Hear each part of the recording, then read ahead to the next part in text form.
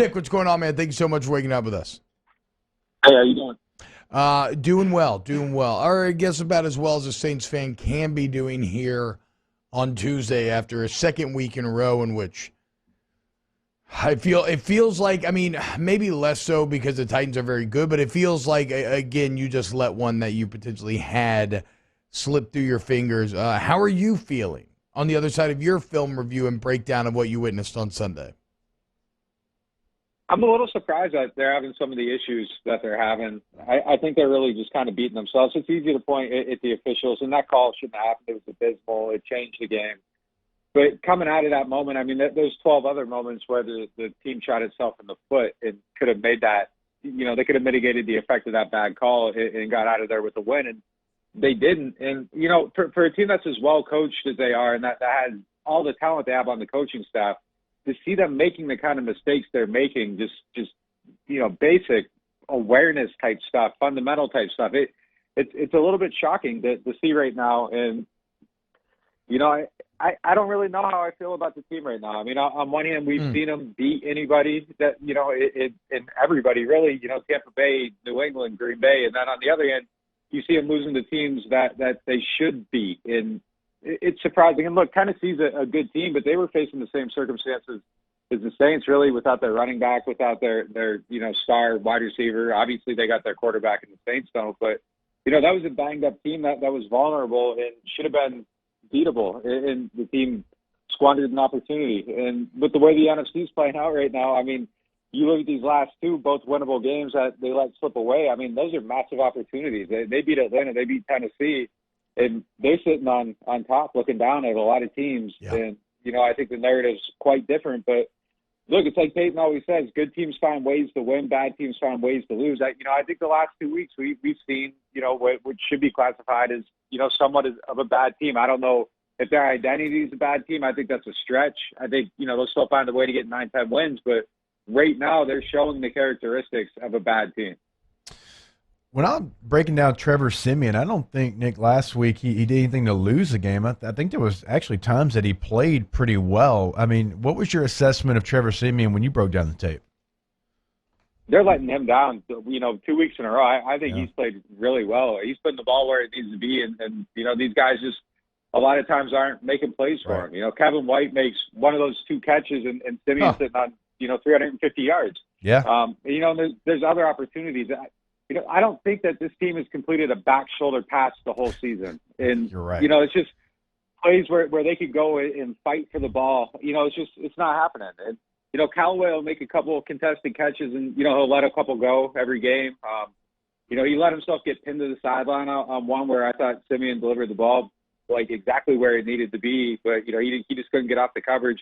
It's just, some things where you see some of these guys getting better, but there's still, a gulf between where Callaway's at and where, Mike Thomas type players at. And they just aren't going to get there by the end of the season. They got to find a way to win with these guys. But look, I think there's things that Simeon's doing that are really good. I think he operates the offense in a way that it's a little bit easier to sustain drives. Now, I think they need to do a much better job of that overall, especially early in games. But yeah, I think he's playing well, and I think he's deserves to stay in there. I think the decision to go to him over Taysom Hill, it looks justified at this point. I don't know if Taysom would lead the offense as well as Siemian has. So far, so good for him. I just think the infrastructure around him needs to step up and support him a little better.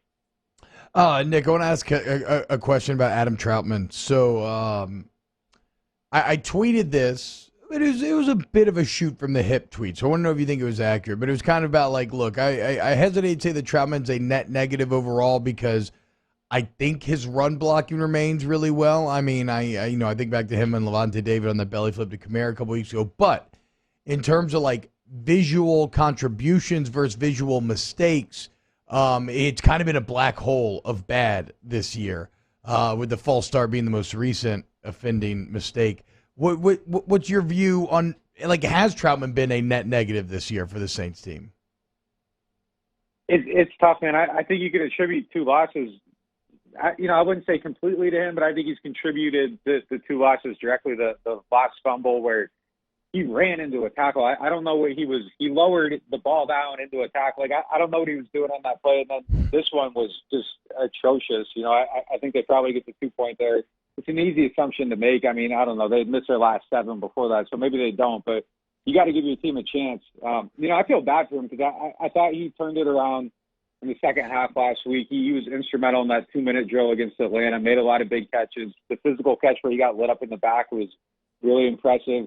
I thought he started this game really good, was making some plays, was kind of, you know, burying a little bit of the narrative. And then by the end of the game, it's back to bite him again. And, you know, I do wonder if the jump from Dayton is maybe, you know, a little bit steeper than we thought it was going to be. And maybe there's some mental processing and stuff that just needs to catch up to this level because, you know, I think physically he has it. You see it in the run blocking, in the glimmers, and in the passing game. You see it. But it's just these mental errors, and maybe things are just moving too fast for him right now or something. I don't know. It's a little weird. I'm not ready to close the book on him. I think that there's still maybe a chance for him to develop. I think tight end, and you guys would probably know this better than me, just, you know, being in those locker rooms, seeing guys come up. It seems like tight end's probably the hardest position to develop and learn in the NFL. You got to know the whole running game. You got to know the whole passing game.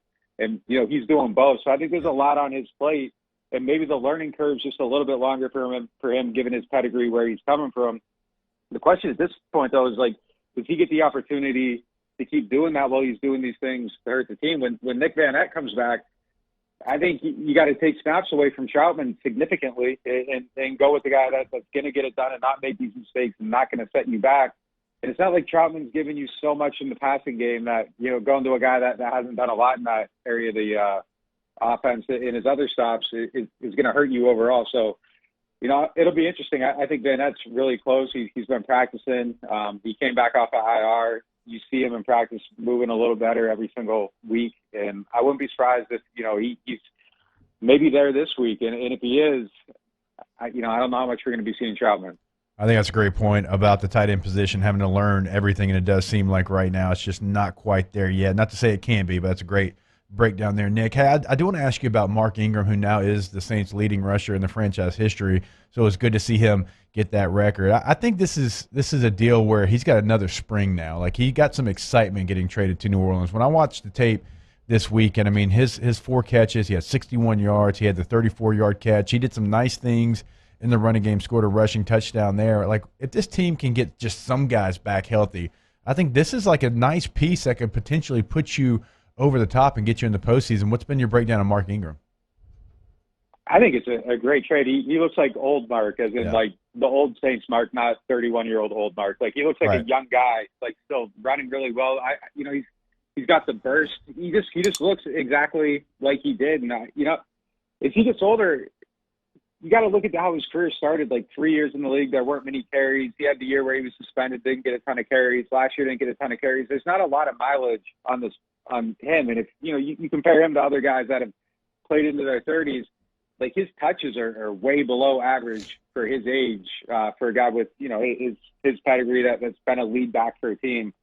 I think he's got a lot to offer. I mean, he just talked last week about how he wants to play until he's 36. And I don't know, you look at him now and it doesn't really seem that outrageous. If he doesn't get injured or something, I think he's got a few more good years. But, man, for this team, it's not even just on the field, like in the locker room. I've never seen somebody that has the gravitational pull that he does. Like, people just want to be around him. He's kind of like the heartbeat of the team. And I think it's important on that level. And then just kind of going through some of these hard times, having somebody that older players, younger players, everybody kind of wants to be around and listen to be a guiding presence through these back-to-back losses. I think even with stuff like that we can't see, he's going to help with. But I think that was a really, really good move for them. Obviously paid off very quickly. With Alvin being out, didn't lead to a win, but he kept them in the game, made a lot of good plays. I thought it was a great trade. And if they go somewhere, I think that he's going to be, a reason that they end up getting there. What is the latest on Kamara, Nick?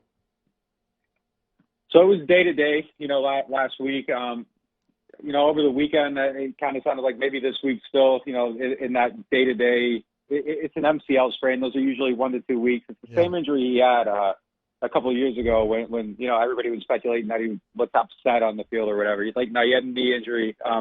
not as severe. It's mild, but it is a thing 1 to 2 weeks. So I think you go into this week, kind of watch how it plays out, and there's a chance, but I don't know right now for certain that he's going to be out there and he's going to play. And even if he's in practice, got to make it through a few and show that it's not a big deal. So it's going to be something that we're going to have to monitor starting Wednesday. Nick, have the Saints tried you out at kicker yet? Huh. Have you got an opportunity? I played soccer in high school, so if they need like something from like the 8-yard line in, I'm probably good. Getting out from beyond there, probably not. But yeah, look, it's crazy. If Will Lutz was healthy, I think you're looking at a 7-2 team, and that's not like one of these like it's that maybe things. Like they directly lost 2 games because of shoddy kicking. I think this is one, and against New York was another one. So I think they win both those games with Lutz on the field. Nick, you mentioned something earlier too. That's one of the craziest streaks that I think I've heard about recently, and that is the 2-point streak. I think it's been like over a couple of years now. I think 7 or 8 attempts in a row that Sean Payton and the New Orleans Saints have not been able to get a 2-point conversion, and that's one of the premier offensive minds, a mind that has had Taysom Hill, who would seem like he is the 2-point conversion king. Like how is that just a weird, inexplicable sports thing? Yeah, I mean, I think it is, but look, even look at this last one on the left side of the field. Tre'Quan Smith is coming open, and I'm not blaming Siemian for going to Ingram. He had a good look, but like they called the right play. The ball just maybe went to the less likely place where it's going to get completed. And for this team, I think it's just tough because you don't really have anyone that can look. If there's nothing there, like who are you throwing the ball to? Like this specific team. Like, there's nobody that you want to, like, isolate in a situation that you feel confident, like, go up and get it. Maybe Jawan Johnson would maybe be the only guy. And, you're looking at a converted wide receiver UDFA in that spot. It's just, I think lack of talent is an issue with that. Last year they're banged up the whole season. I don't really know that they had that big target for 2-point conversions. So I think some of it has to do with personnel. I wonder if not really having a sure-handed tight end for a number of years, Ben Watson for a little bit in there.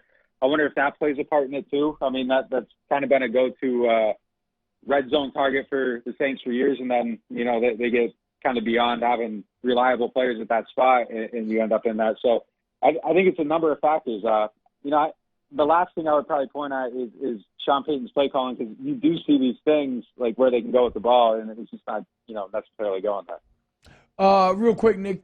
Saints bring back Garrett Hartley? Everybody always says that. I don't.